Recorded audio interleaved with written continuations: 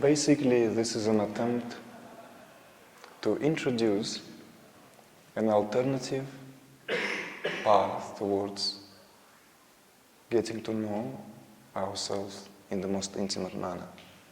In other words, if we view the process of self-realization in light of all the pathways and roads available to us, despite the fact that there are as many roads as there could possibly be, simply because that range and a circumference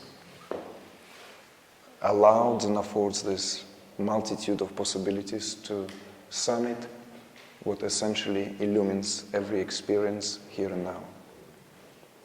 However, that said, out of the multitude of all these approaches to get to know ourselves, interestingly enough, there are 5 distinctively known ones simply because it is not a random affair. And we will talk about it just a little bit to have, however, tentative understanding. What do we mean by that and why 5? Since the approach towards getting to know ourselves is from the stand view and from the perspective of being this embodied being, embodied in human physiology. And human physiology essentially equipped perfectly with 5 organs of cognition, which allows the sensory perception function and express themselves through these organs of cognition, where in turn these sensory perceptions, these 5 senses of perception, are the expressions of the subtler realms, essentially what is behind the elemental order. In other words, for each element, for each great element, ether, air, fire, water and earth, there is a subtler essence of each element. In other words, from the cosmological perspective, before existence comes forth, dressed in elemental order, there has to be something which acts as a blueprint, something which actually gives the incentive for a particular element to have its quality, for fire to be fiery in its nature, for water to be watery in its nature. It has to have a subtle essence behind it. Some traditions are more direct about this than others. In Taoistic, in the alchemical traditions that were prevalent before the widespread of Christianity, in Kabbalah, in Tantra, and even in Sufism, we could find traces of these understandings.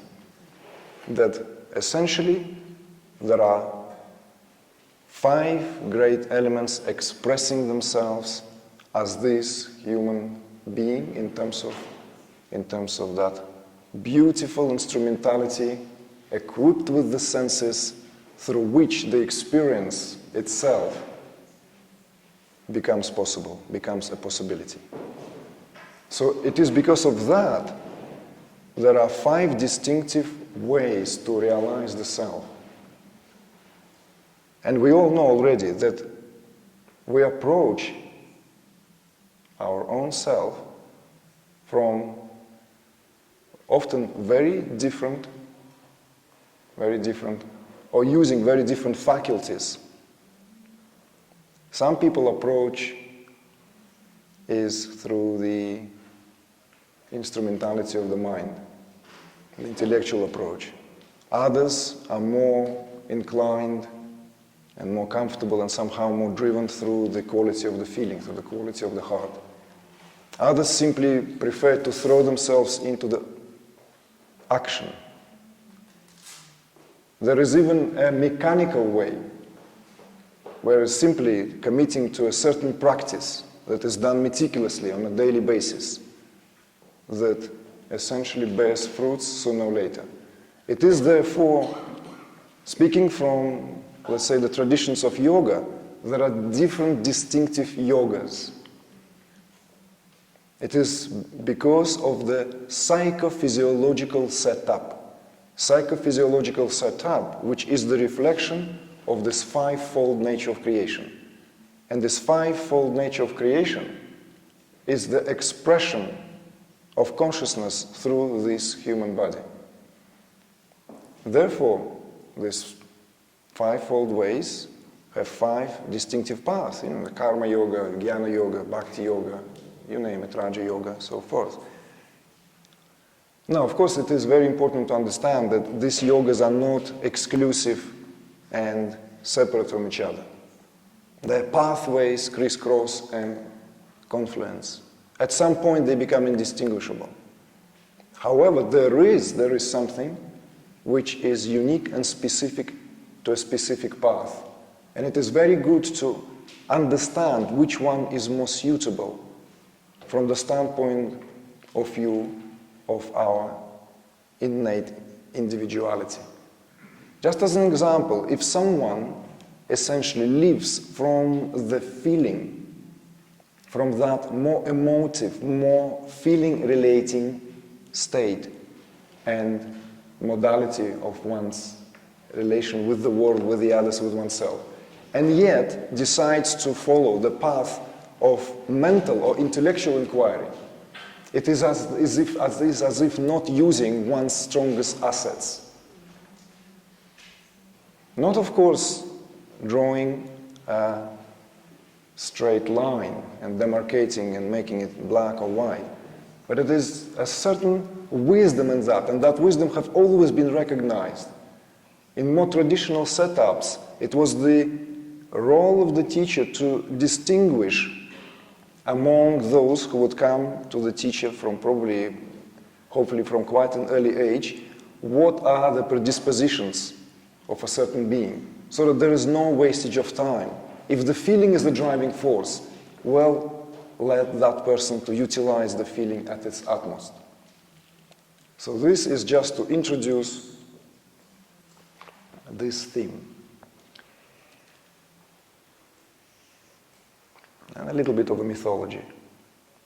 Essentially, when this ancient seer, Vyasa, he gains his name because he's a compiler of the Vedas, compiler of this essentially very important works, written material born in the Indian subcontinent, into a very organized structure, and they are known as Vedas. There are four principal ones: Rig, Sam, Yajur, and Atharva Ved.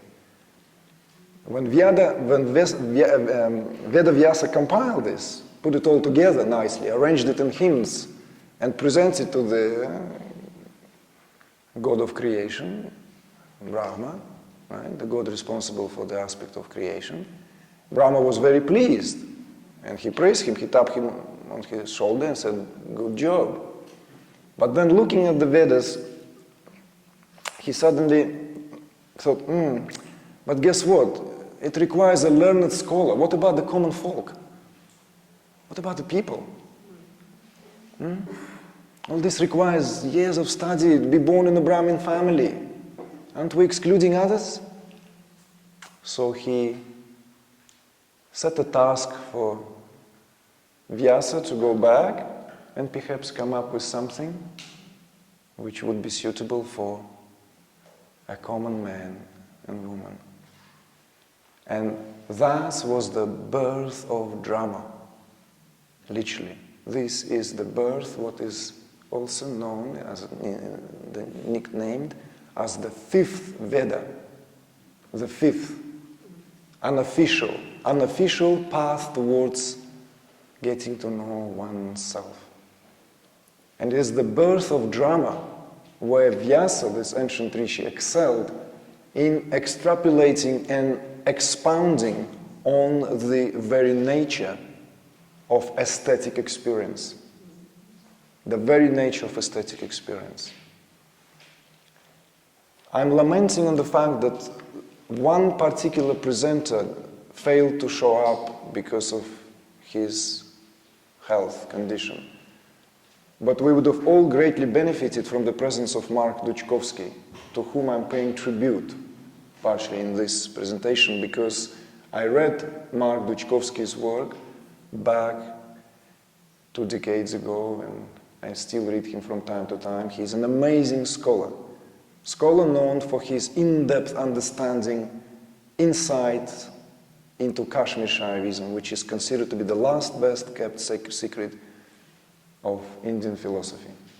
It's the last best kept secret. In fact, this term was uttered by Rabindranath Tagore. It's still as valid today, at the dawn of the 21st century, as it was then a century ago. Kashmir Shaivism is considered by those who know this tradition to be the epitome of anything that India had to offer. It's the summary, it's the fusion, if you will, of everything that was available around the time when the first Kashmir Shaiva scriptures came into its oral transmission.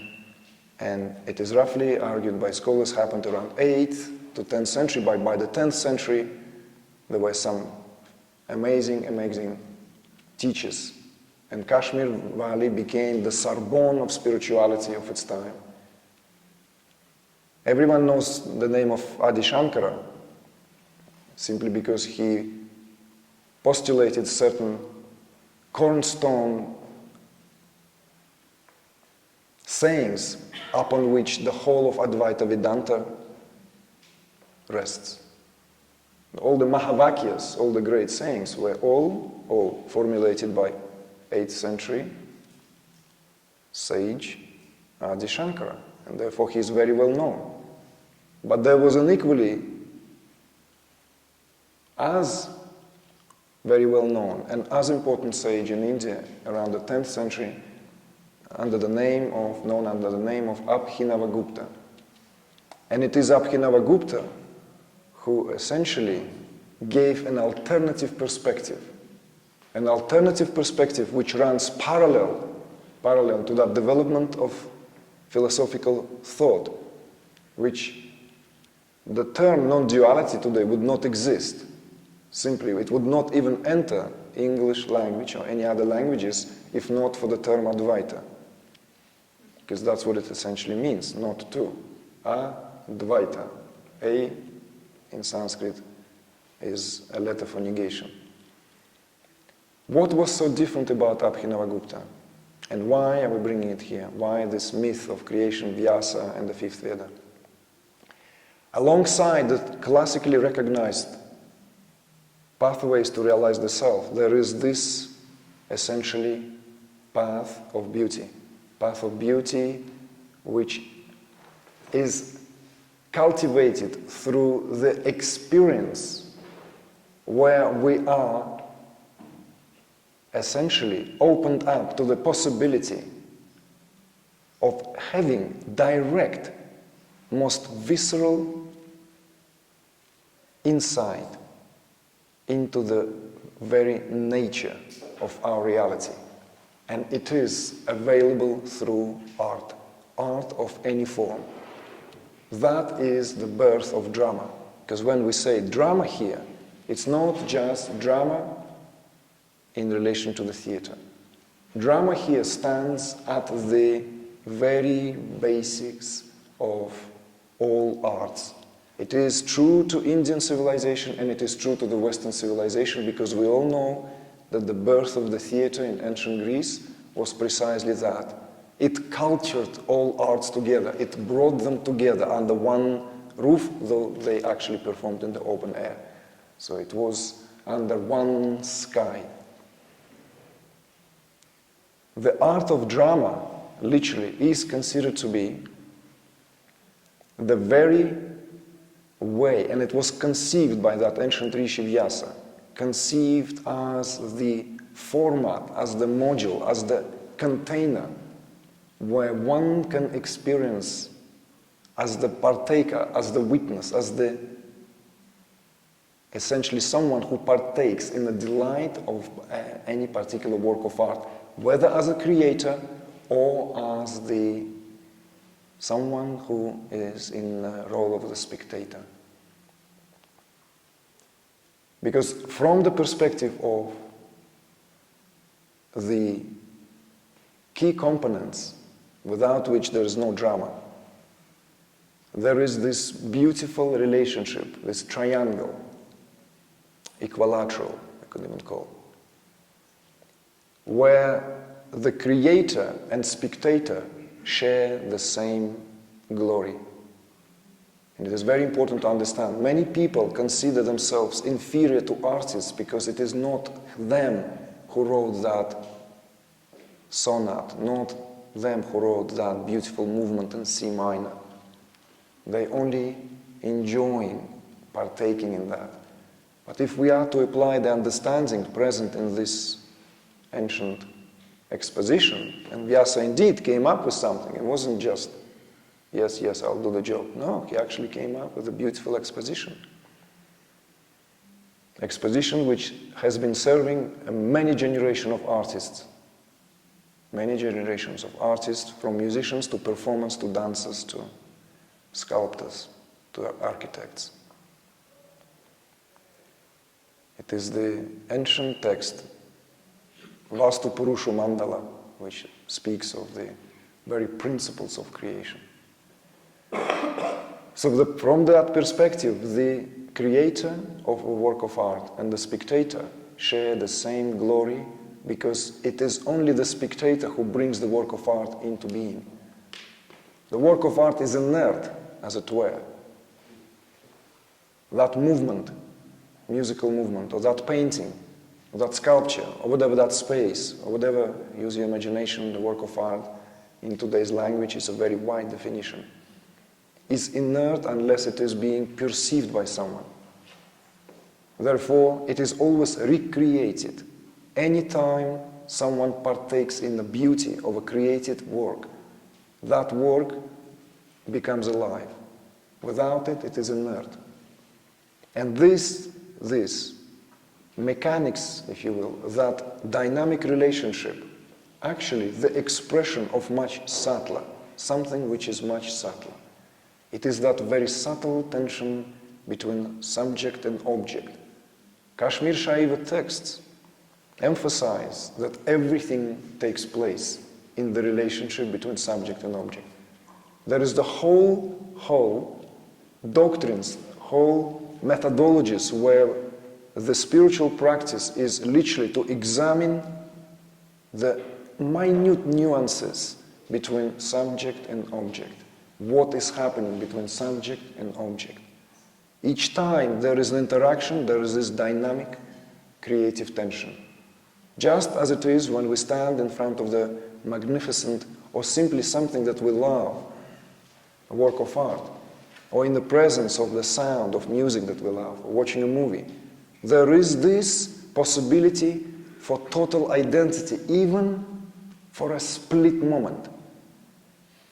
I personally have experienced that back in the days when I was still being honed as a visual artist. I used to go to the Hermitage Museum in St. Petersburg early hours of the morning, 5 o'clock in the morning, before the museum will be open. We will be allowed to copy great masterpieces of Western art.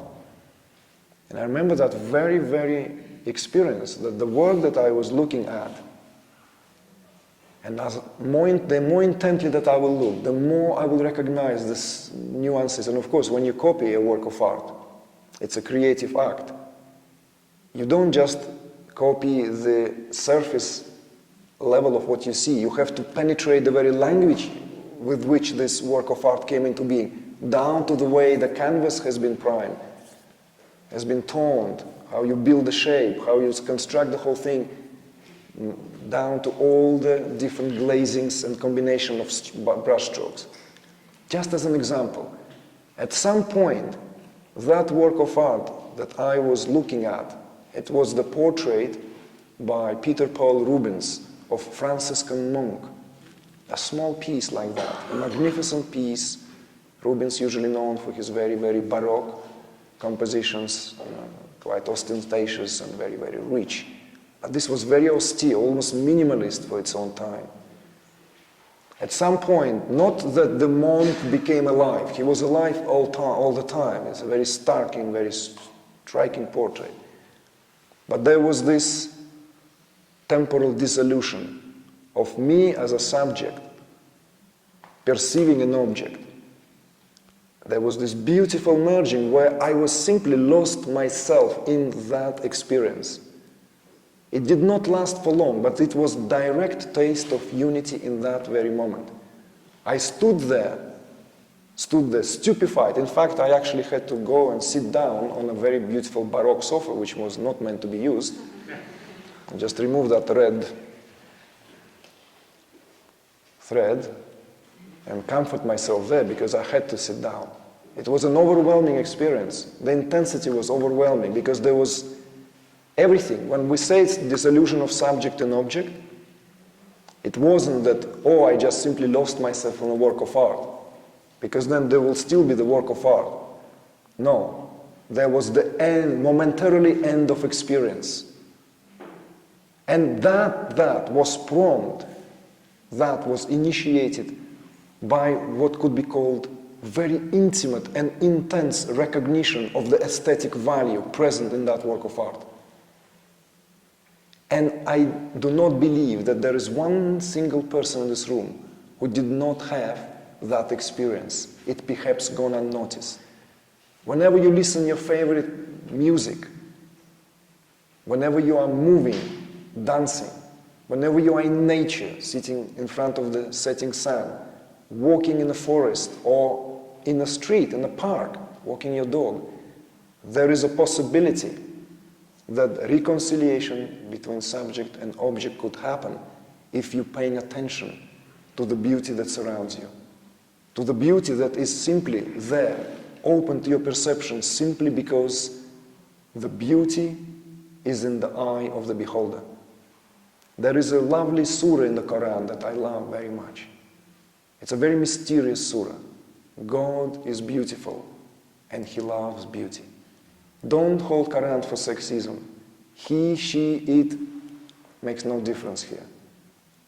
You can translate it, God is beautiful and loves beauty. We are invited to contemplate on that short verse, on that short saying.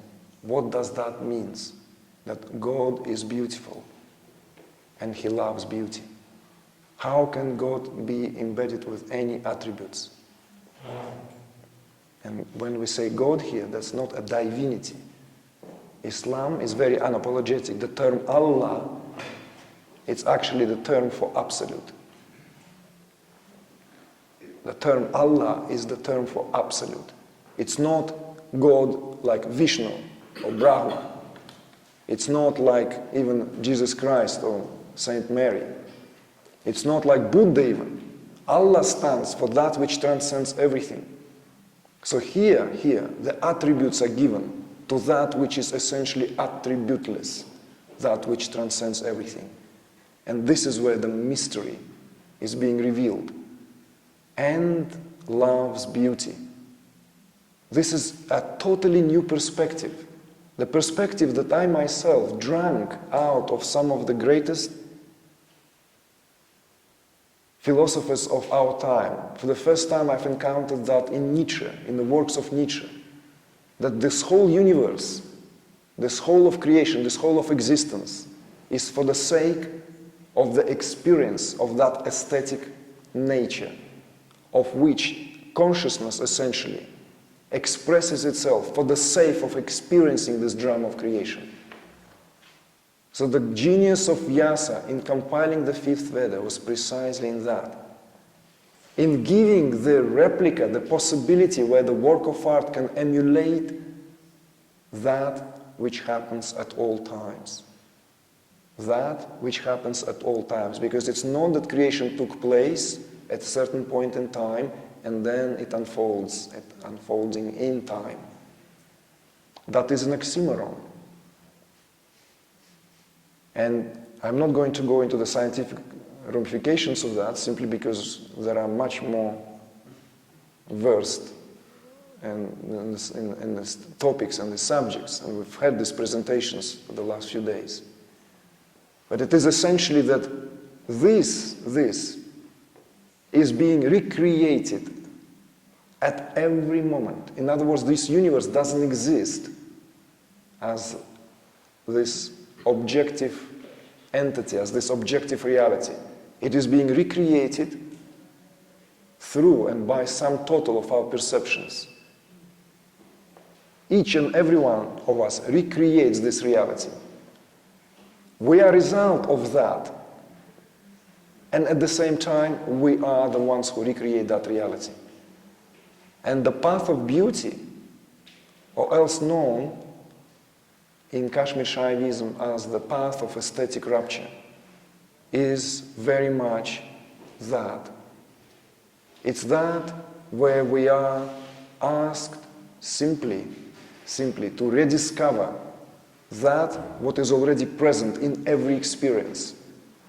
I often say that what distinguishes real artists from amateur ones is that the real artist is not an occupation. It's not a profession. It's not a day job. It's not something that you wake up and after breakfast, you become an artist, and then 6 or 8, you're done, and you can go out and enjoy company, friends, or family, and you're no longer an artist. It's impossible. It's a burning something. It's that which burns and consumes us. And this is an invitation to recognize that essentially at the core of our being, there is an artist. There is this aspect of our individuality, that figment of greater reality, which essentially a creative genius eager to break through. For whatever we do out of the aspiration that otherwise don't let us simply to rest on our laurels or accept the status quo. There is this driving force, and that driving force is that creative impulse. It is the creative impulse which is a reflection, direct resonance of the impulses of creative intelligence through which consciousness as the self creates every form and phenomena in order to behold itself from as many perspectives as it can afford. This is another perspective for this universe. For instance, if I were to lean again on the expositions of Kashmir Shaivism, the universe was never created. The whole concept of creation doesn't come into this perspective. It is a very interesting one, because I've heard a few years ago that there are some scientists who are actually now entertaining these notions that the Big Bang idea is an outdated perspective. The universe never actually came into being. There's no such thing like a moment in time that we can say that it came out of nothing and then it expands into infinity. There is another perspective, the perspective of cooling down and warming up. The perspective that it always exists as pure potentiality. And that is reflected in this perspective that everything is already there, simply playing itself out of itself. And the time itself is born as that constant.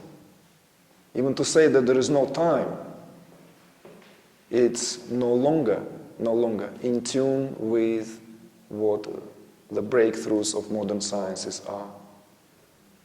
Read the works of this quite a relatively new scientist, Smolin, where he redefines our concept of time. You might reevaluate the works of Eckhart Tolle, and the now will gain another perspective. The concept of now will have a different perspective. So this essentially is simply just like the introduction of this very, very dear to me theme. A dear to me theme that loosely has been titled as the Transformative Power of Beauty, simply because I could say that it works. And I've seen how it works with many, many people. I also want to express some of my very personal, very, very individual experiences. You know that in the myriad of teachings, and in the myriad of, in this whole library of what is out there, in the library of various teachings and various perspectives, it's very easy to lose yourself, very easy to essentially to be confused even by various different approaches. What is amazing about the path of the aesthetic rapture is that it is something that we all crave innately. We all crave beauty on a daily basis, whether we acknowledge that or not. It doesn't matter. The craving is there. Anything that we do in the name of beauty. It's just a perspective. And I often say that for me personally, the only or the nearest analogy to that deeply mysterious spiritual revelation, epiphany, comes only through works of art. No scripture can ever give me the explanation of what I went myself through, nor when I read about it when I was much younger in anticipation of how it might be. But the works of art came as close as they could. The music came as close as it could. The moments when a particular form, the particular musical movement, that it gave me that palpable and direct sensation of unity through something which was experienced in that very moment. And this is what the path of beauty is about. It's embracing that and cultivating that experience. Because it's not just to be taken for granted, it literally to be honed, to be cultivated, to be refined. And it can be refined endlessly. Refined to a degree when the whole existence is perceived as that, literally as that drama of creation where everything is being seen through the eyes of the Creator. Everything, every interaction, every event, everything, however minute, mundane, or however grand and, outstanding. For that reason I say that it is open to us. Just like that cathartic experience is open through the highest, but to partaking in the highest form of art, as well as just walking along the side of the field, or in the mundane reality of our life, because this is where the beauty is the most unnoticed, because it's simply, our perception is not refined enough to perceive it. It simply goes unnoticed.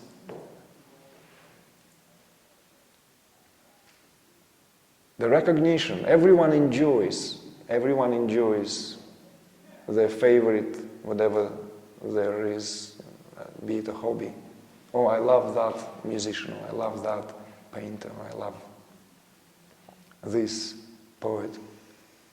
But it is in going into that finer layers, into this, to recognize the language, to recognize the finest vibration of how that work of art came, is what gives that incomparable delight, which literally creates the possibility of where that very subtle tension between subject and object is at the very subtle relationship where it can merge even if momentarily, because that's what gives us the taste of unity. Before unity can be experienced in this highly sought after states, like previously have spoken here in this room and in other rooms, the state of total absorption, the samadhi, it requires a lot of practice. Very few people, in my experience, who sat in meditation actually report that, oh, I have direct and undisputable, unwavering knowledge of what samadhi is.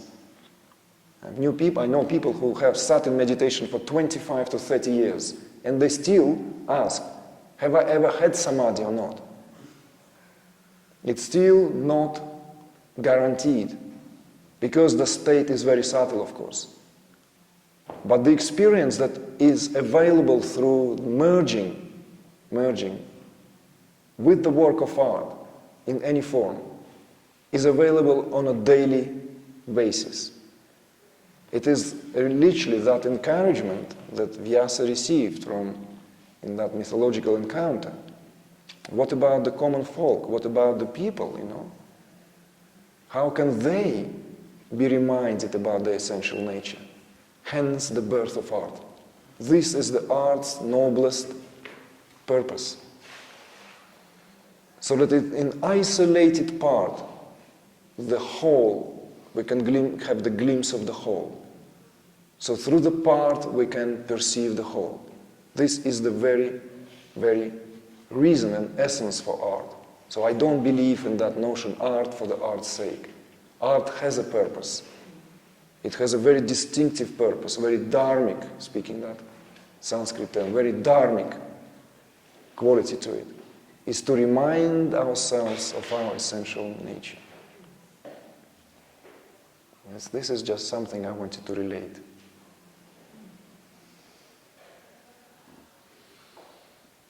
And I don't know if we have time for questions. Yes.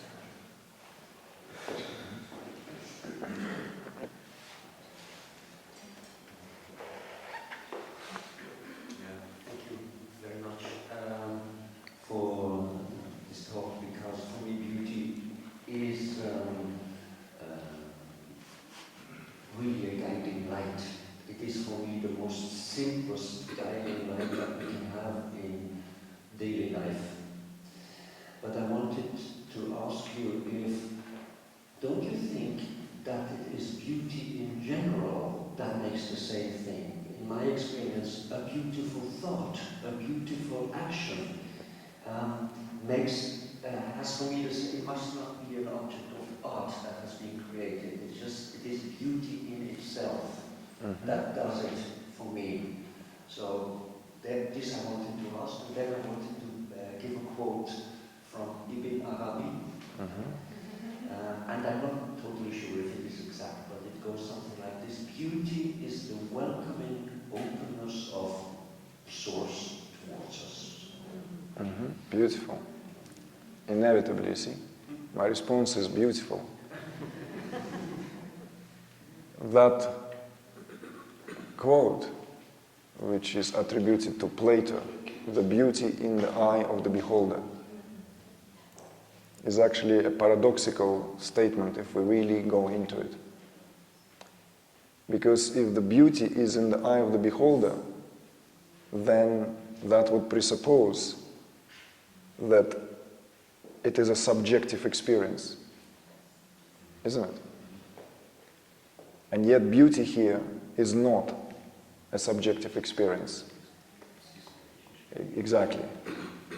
We could say it is a fundamental quality with which consciousness expresses itself. And even scientists, they talk about the beauty in the theory. The theory could be amazing, but if it's lacking a certain beauty, a quality of symmetry, a quality of coherence which gives us a sense of beauty, then something wrong with it. Inherently, it's not reflecting the greater whole. All artists, I can only speak from the perspective of the visual one, know when something works on the surface, let's say if it's a visual artist, as a painter, draftsman. Because there is a certain synchronicity that is revealed within the process of creating that work that give one that undeniable inner sensation of perceiving that which only can unveil itself in the process. In other words, one thing is to conceive a work of art in the idea, to conceive it, then yes, and then it's a totally different to bring it into the form, bring it into the execution, which means bring it into existence, bring it forth into existence.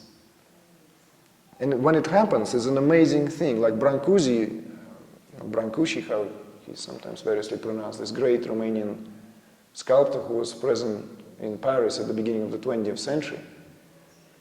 He is known for saying, it is not difficult to do great things, but it is harder to get into the state where great things simply happen. He meant in terms of making things. He was very down-to-earth sculptor. So I don't know if I'm responding to your question exactly the way you invited me to respond. Yes, beauty is essentially, I don't believe that beauty is a subjective experience. Aesthetic, the tastes are subjective experiences, what some consider to be a matter of taste. But beauty is not. And the more refined and the more essentially opened we are to beauty, we recognize that beauty is there at all times. If only we can decipher, if only we can break through that what otherwise veils the perception of beauty. And these moments of when that veil is torn and the beauty looms or shines forth, that's what makes someone essentially an artist. Because it's a devastating experience, because it's an experience that has to be translated one way or the other. And then how it is translated, and it's the magic of making. But here in the context of what we set to kind of relate, is that it's an invitation to, of course, it's not just about works of art. It's not just about created works of art.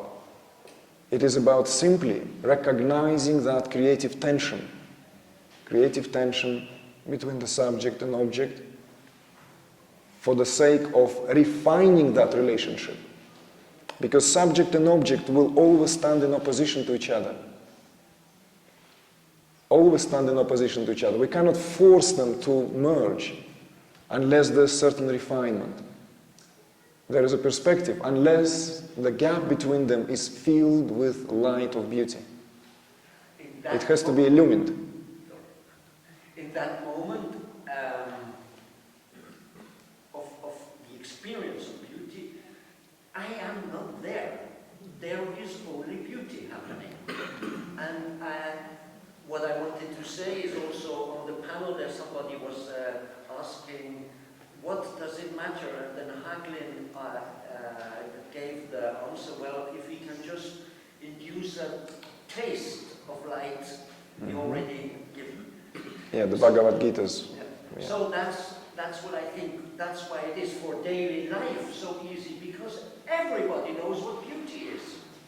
It is, I mean, everybody knows what is beautiful. So that's why it's such an easy, practical, down-to-earth guiding light. That's actually what I wanted to say. Yeah, well, thank you. Thank you. Thank you. And at the same time, overlooked. Yeah. You see, overlooked. That path is overlooked. Yes. It's overlooked because it's not recognized, and yet it is.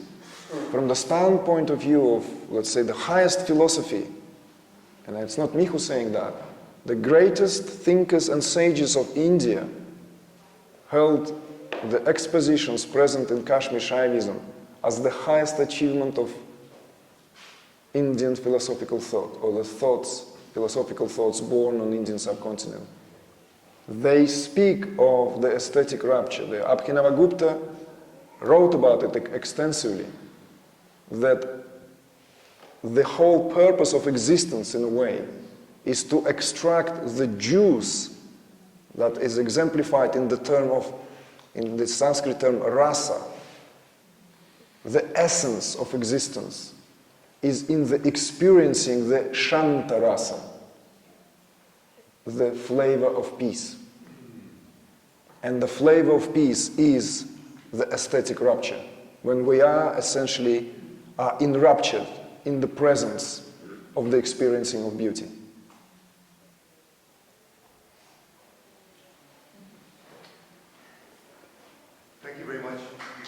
Thank you. Thank you.